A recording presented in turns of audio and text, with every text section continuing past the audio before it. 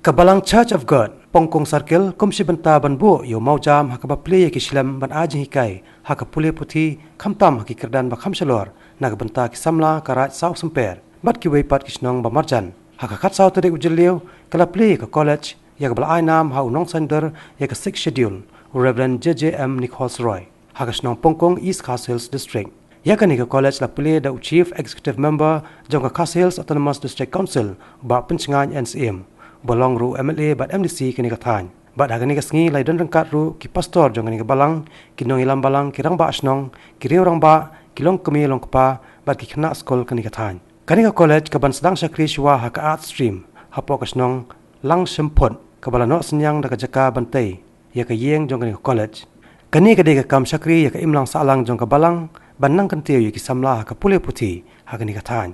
Hadian ke jingjab baka balang kalayo banmat na ke jing sakri jong ka wai school ka balatep kum ka Pongkong Church of God Higher Secondary School. Hadis no jonga hadis council khamtam ka khasiya kamas council tadi bana kaya marmar sunda dengan pat the governing body jo kani ka pat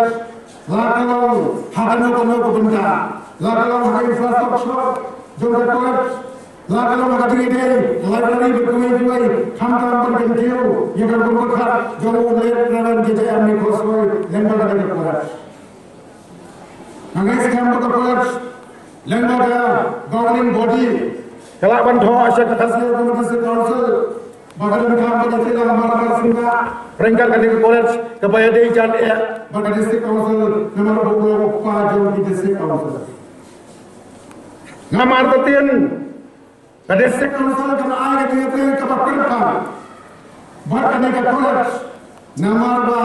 la phiro marka ba CM bagian phiro ini ko ngi gadur to le reverend JJM Nichols Roy